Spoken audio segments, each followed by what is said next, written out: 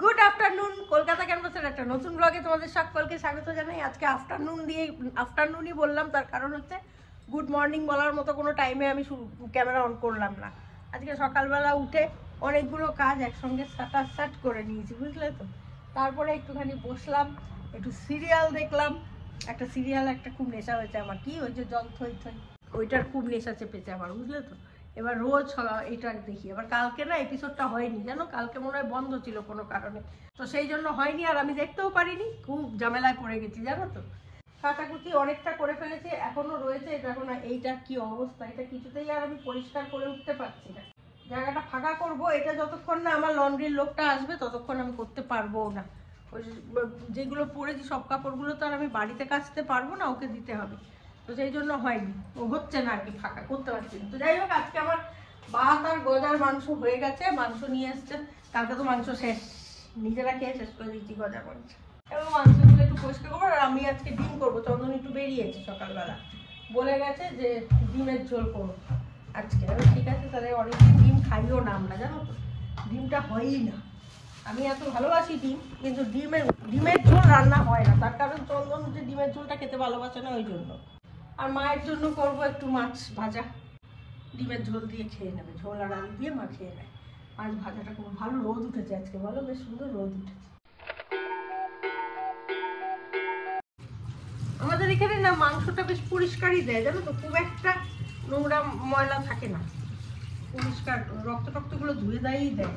তারপরে এমনি একটা মোটামুটি আমি ধুয়ে রাখি এখন, আবার যখন করি তখন আস্তে আস্তে আবার একটুখানি ভালো করে পরিষ্কার করে নিই, ব্যথ হয়ে যায়, অসুবিধা হয় না। দেখো, খুব একটা অপরিষ্কার না, তাই না, একদম রক্ত খুব লাগা থাকে না। আজকে সকালবেলা থেকে সেই মানে চন্দন বেরোনোর আগ পর্যন্ত গল্প হচ্ছিল যে আজকে আমার বাবার মানে দিন অনুযায়ী মৃত্যুদিন 11ই মার্চ। 11ই মার্চ বাংলা হিসেবে, কিন্তু ইংরেজি মতে 12ই মার্চ। এই হচ্ছে ব্যাপার, যার জন্য আমি 11ই মার্চ না 12ই মার্চ ওই দিনটা খুব একটা মানি না। দোলের দিনটাই আমি করি, যা করি। কতগুলো দিন হয়ে গেল তাই ভাবছি, সেই 2017 সাল, 18, 19, 20, 21, 22, 23, 6 বছর পার হয়ে 7-এ ডুববে। তখন ভাবতাম বাবাকে ছাড়া কি করে সম্ভব। হ্যাঁ, বাবার সঙ্গে যে আমার খুব একটা যে হৃদ্যতা ছিল সেটা নয়, মারাত্মক কিছু ছিল তা না। যখন বয়স হয়ে গেছে তখন বাড়িতেই থাকতো, কিন্তু ওই যে একটা মানে সেই আদিক্ষেতা ব্যাপারটা, আদিক্ষেতা বলবো না, আবদার থাকতো, আবদার, সেটা খুব স্বাভাবিকভাবে বাবা এটা একটু লাগবে এরকম আর কি। এর থেকে বেশি কিছু বাবা এটা দিতে হবে, এটা কিনে দাও, ওটা খাবো, এই ব্যাপারগুলো আমার বাবার সঙ্গে গড়ে ওঠেনি। কারণ ব্যস্ত মানুষ ছিলেন তো, কোনো সময় আমাদের যে খুব সময় দিতে পেরেছেন সেটা তো নয়।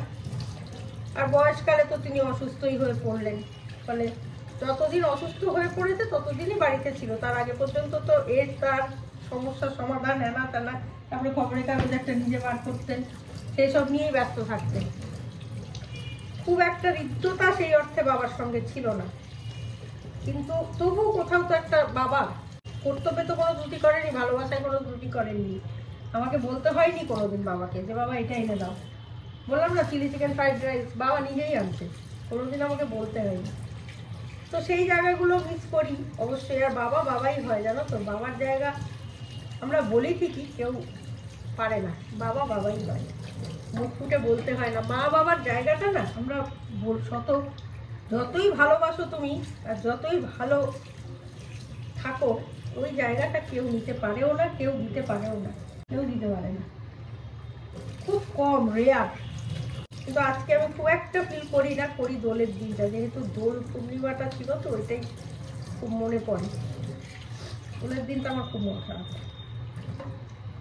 সেই আমার কালকে দিদি ফোন করেছিল, বললাম না যে ওর গৃহপ্রবেশের জন্য, তো ওর কথাই মনে হচ্ছিল, তাই গল্প করছিলাম যে আমার বিয়ের পর বুঝলে, মানে আমরা ধরো কালকে বাবার বাড়ি থেকে ফিরে এসেছি দমদমে, আর ওরা বলছে আজকে যাবে ইসাপুরে বহরমপুর থেকে। তো আমায় ফোন করেছে এরকম, আমরা কালকে আসছি, তুইও চলে আয়। তা আমি বললাম, ইমা আমি তো এই তো পরশুদিন ফিরলাম রে, জামা কাপড়ও এখনো ব্যাগ থেকে পুরো বার করিনি। তখন বলছে কি যে না না আমরা যাবো না, তাহলে দূর, তাহলে তুই না থাকলে মজা হয়, তোরা চলে আয় যা করতে। আমি বললাম চন্দনের তো কাজ আছে, আমি তো যেতেও পারবো না ওরমভাবে। বলছে কি ঠিক আছে তুই এক কাজ কর, তোরা রাত্রির করে বেরিয়ে পড়বি। আর সেটা করা যেতে পারে, ঠিক আছে তাহলে তাই করবো। চন্দন বললো যে ঠিক আছে আমি 10টার মধ্যে ফিরবো, ফিরে বেরিয়ে যাবো। দেখো এটা কী করছে, সারা বাড়ি ঘুরছে, সারা বাড়ি। এই দেখো একে খোঁজে তাকে খোঁজে, চন্দনকে খুঁজছে বোধহয়, তো ঠাড় করতে পারিনি, ঘুমের দেশে ছিল তো। হ্যাঁ এই দেখো ঘুম থেকে উঠে আবার ঘুম, ঘুম থেকে উঠে আবার ঘুম। তোকে এবার খেতে দেবো, হয়ে গেছে তোর খাবার তৈরি। ওই দেখো রাত্রি 10টার সময় আমরা বেরোবো। এবার ততক্ষণে তো সন্ধ্যে 8টা নাগাদ বোধহয় ছোটদিরা পৌঁছে গেছে আমাদের বাড়িতে। পৌঁছে আমাকে ফোন করেছে যে মাম পৌঁছে গেছি কিন্তু আমরা। তা আমি বললাম তাই, তাহলে খুব মজা কর তোরা। এবার বাবা মা সামনে তো বলতেও পারছে না, সারপ্রাইজ দেবে বাবা মাকে যে আমরা যাচ্ছি। যা যা রান্নাবান্না ছিল সব গুছিয়ে নিলাম, একবারে ওখানে গিয়েই খাবো, এখানে আর খাবো না। স্বাভাবিক বাড়ি যাওয়ার আনন্দ, তারপরে চর্দিরাও এসছে, গিয়ে দারুণ মজা হবে। সেই আনন্দের চোটে আর বাড়িতে খাইটাইনি, বুঝলে তো।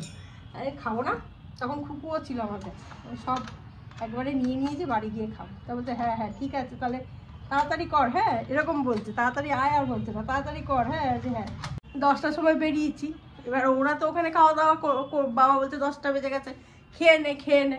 তো আমি বলছি কি না আর একটু পরে খাই, দাঁড়াও না একটু গল্প করি, আর একটু পরে খাই, এসব করছে। তারপরে আমরা ধরো 11:15 নাগাদ পৌঁছে গেছি। যেই বেল টিপেছি তখন বাবা বলছে এত রাত্রিরে আবার কেডায় আসলো, বাবা তো বাংলা ছিল, এত রাত্রিরে আবার কেডায় আসলো, কী জানি আবার কার কী সমস্যা নিয়ে আসলো এসব বলছে। তখন সত্যি বলছে আমি খুলি গেটটা, বাবা বলছে না না আমিই খুলছি, যা তোরা বস। তারপরে দরজা খুলেছে, বেল টিপতেই দরজা খুলেছে, খুলে বলে উমাই কি তোরা এত রাত্রিরে তোরা, সরো সরো সরো সরো সরো খাবার দাবার নিয়ে এসেছি, তোমার বাড়িতে খেতে আসিনি, আমরা নেমন্তন্ন পেয়েছি তাই এসেছি। বলে সাথীরাও তো আইসে। আমি যে হ্যাঁ ওরাই তো ফোন করেছিল আসার জন্য, তাই জন্য। বলে ওই জন্যই ওরা খাইতে বসছে না, খালি বলে কি একটু পরে খাই একটু পরে খাই। আর ওই রাত্রিরেই হুলুস্থুল, এদিকে ডাল পচে ঢোল হয়ে গেছে। আমি ডাল নিয়ে এসেছি ওই বাড়ি থেকে, ডাল পচে ঢোল হয়ে গেছে। দুপুরবেলায় তো উত্তেজনায় বার করে ফেলেছি না, ওদিকে রাত্রিরে যাবো, তুমি ভাবো। আর তখন তো আমার তো বোধবাসীও ছিল না, হইচই রাত্রির 1টা 2টো অবধি এইরকমই তো আমরা ছিলাম, মজাদার। কালকে তাই চর্দি বলছে তো ওখানেই তো আমরা বেশিরভাগ যেতাম, বল তোদের বাড়িতেই তো বেশি যেতাম, হই হাসাহাসি। কালকে রাগাদিও ফোন করেছিল বাটা থেকে, কিরে তোরা কি আসবি?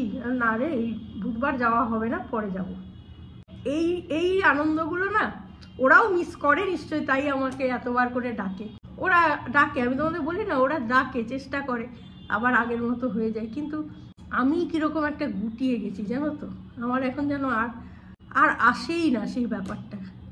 আমি না কীরকম যেন একটা হয়ে গেছি, আগের সেই প্রাণখোলা ব্যাপারটা আনতেই পারি না এখন আর, কেন জানি না। অনেকটা নিজেই বুঝতে পারি আমি আগের থেকে অনেকটা বদলে গেছি। আমি আগে যেরকম প্রাণখোলা হাহাহি, আগের আমাকে তোমরা দেখোনি, মানে আমি যে তখন আমি টিপস দিতাম তো, ব্লগ করতাম না, সেটা যদি দেখতে বুঝতে পারতে যে আমি কী হইচই বাচ্ছিলাম। এখন যেটা দেখো সেটা তো মানে বোধহয় ছিটে ফোটা রয়েছে। এখন অনেক কিরকম একটা মনে সবসময় সংশয়, মনে হয় সব কিছুই মনে হয় যেন এটা যেটা দেখছি সেটা নয়। এটা যে কেন হয়েছে আমি জানি না। আগে যেরকম প্রাণখোলা বিশ্বাস করে সকলের সঙ্গে হাহাহি করতাম, মাথার মধ্যে অন্য কিছু কাজই করতো না, যেখানে যেরকম আনন্দ পেতাম সেরকমই আনন্দ উপভোগ করতাম। কিন্তু ইদানিং দেখছি খালি আনন্দ করতে গেলেই মনে হয় কি আজকে তো করছি, কালকে এই আনন্দটা থাকবে তো কি জানি, বোধ হয় না থাকবো, আবার একটু কম আনন্দ করি, পরে আবার ধাক্কা খাবো, এইরকম একটা হয়ে গেছে। পরিবেশ পরিস্থিতি মানুষকে বদলে দেয় তো, হয়তো সেই জন্যেই আমার এই পরিবর্তনটা। আমি না এখন আর কারোর সঙ্গে সেই দিল খোলা প্রাণ খোলা আনন্দটা করতেই পারি না, মানে আসে না, চেষ্টা করলেও আসে না। হয়তো অনেকদিন, হয়তো এই ফ্যামিলির যে দিদিদের কথা বলছি, হয়তো আবার মেলামেশা করলে আস্তে আস্তে এসে যাবে, কারণ ছোটোবেলাকার অনেক স্মৃতি তো, অনেক দিনের সম্পর্ক, এই তো আজকের দুদিনের সম্পর্ক নয়। হয়তো আবার আগের মতো হয়ে গেলেও যেতে পারি, কিন্তু এই মুহূর্তে না সবসময় একটা মনে হয় কি দূর, এই তো ভালো আছি, আবার মেলামেশা করব, আবার কোন কথা থেকে কি কথা হবে, আবার একটা অশান্তি। থাক বাবা, ভগবান আমাকে যেরকম রেখেছেন ভালো রেখেছেন, ভালো আছি, এইরকম একটা ভয়। শুকনো লঙ্কা আবার আনাতে হয়, শুকনো লঙ্কাগুলো সব শুকিয়ে গেছে, আরো এমনি শুকনো লঙ্কা, তার আবার আরো দেখো বেঁকে বুকে গেছে। চন্দনবাবু আবার সেদ্ধ খাবেন না, ওই জন্য ওর জন্য এই যে অমলেট করে রেখেছি, অমলেটটা ঝুলে দেবো, আমার সেদ্ধ করা। আর এইখানে পেঁয়াজ এরকমভাবে কুচিয়ে নিয়েছি, আর এখানে পেস্ট করেছি হচ্ছে টমেটো, লঙ্কা, আদা, রসুন। প্রথমে এই যে জিরে ফোড়ন দিচ্ছি, শুকনো লঙ্কা ফোড়ন দিচ্ছি,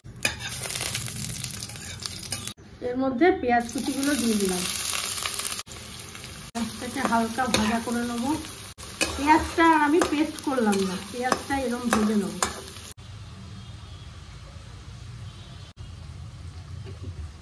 হালকা চিনি দিয়ে দিচ্ছি।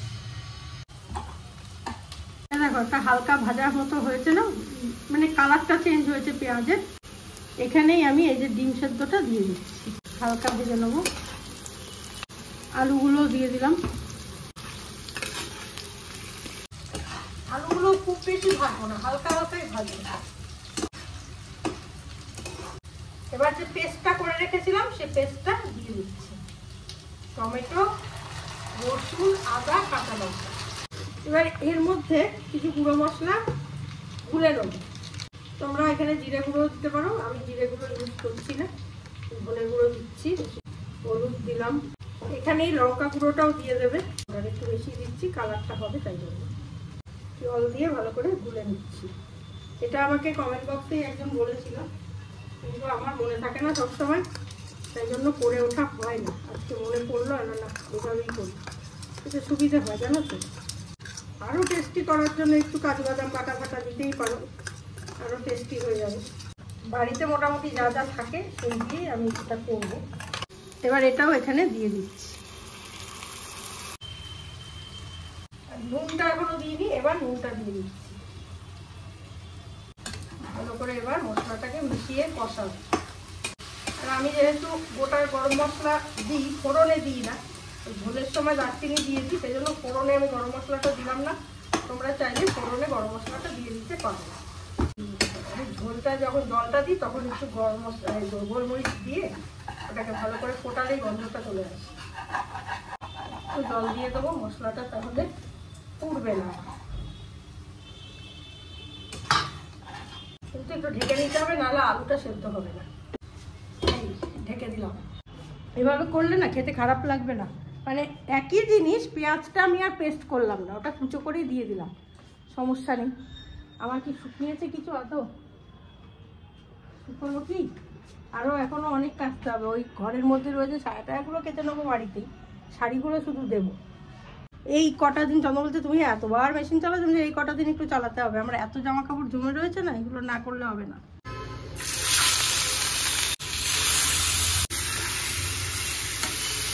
হয়ে গেছে, মাছ বসিয়ে দিয়েছি। আজাটা হয়ে যাবে, ততক্ষণে আমি একটু মাথায় কালারটা আজকে করবো। মাথায় একটু কালার করে নেবো, নিয়ে স্নান করে যাবো।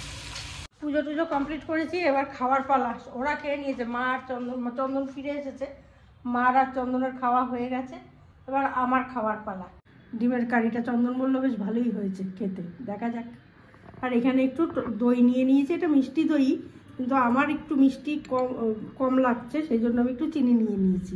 খাওয়া দাওয়া কমপ্লিট হলো। কি রোদ বাবারে বাবা, ও দারুণ রোদ দিয়েছে, চোখে মুখে রোদ পড়ছে।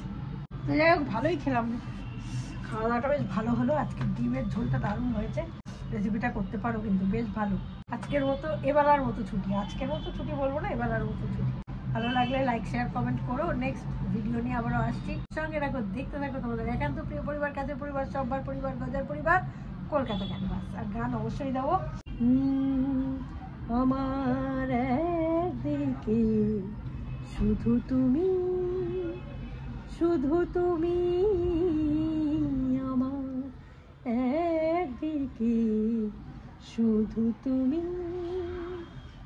পৃথিবীর অন্য দিকে যেদিকে একটি প্রদীপ, সূর্যটা দিকে আমি তোমারই দিকটা নিলাম, আমি তোমারই দিকটা নিলাম। এটাই হচ্ছে আমাদের একমাত্র জীবনের উদ্দেশ্য হওয়া উচিত, তাই না? যে কোনো সম্পর্ক, সে তুমি বন্ধু বান্ধবী বলো, আত্মীয় স্বজনই বলো, সন্তান নাদির সঙ্গে বাবা মার সম্পর্কই বলো, যে সম্পর্কটা তোমার খুব কাছের, খুব ভালোবাসার, যাকে তুমি একসময় বিশ্বাস করতে, সেই সম্পর্কটার মধ্যে বিশ্বাসটা কিন্তু, যে কোনো সম্পর্কে বিশ্বাসটা বড় জিনিস। পৃথিবীর সব কিছু একদিকে থাকবে, আর একদিকে শুধু তুমি থাকবে। এই বিশ্বাসটা যদি যে সম্পর্কে থাকে সে সম্পর্ক কোনোদিন ভাঙে না, সব সময়ের জন্য সেটা জোড়া লাগা থাকে। আর এই বিশ্বাসটাই আমরা রাখতে পারি না, সময় সময় বিশ্বাসটা নিয়ে একটু দোলাচলে ভুগি, তখনই সম্পর্কগুলো যায়, লক্ষ্য করে দেখবে। তাই জন্য ওটা খুব জরুরি, বিশ্বাস সেই সঙ্গে ভালোবাসা। তো চলো আজকে আর জ্ঞান দিচ্ছি না, এখানেই শেষ করছি। টাটা, সবাই ভালো থেকো, আনন্দে থেকো, সব সময় মজায় থেকো।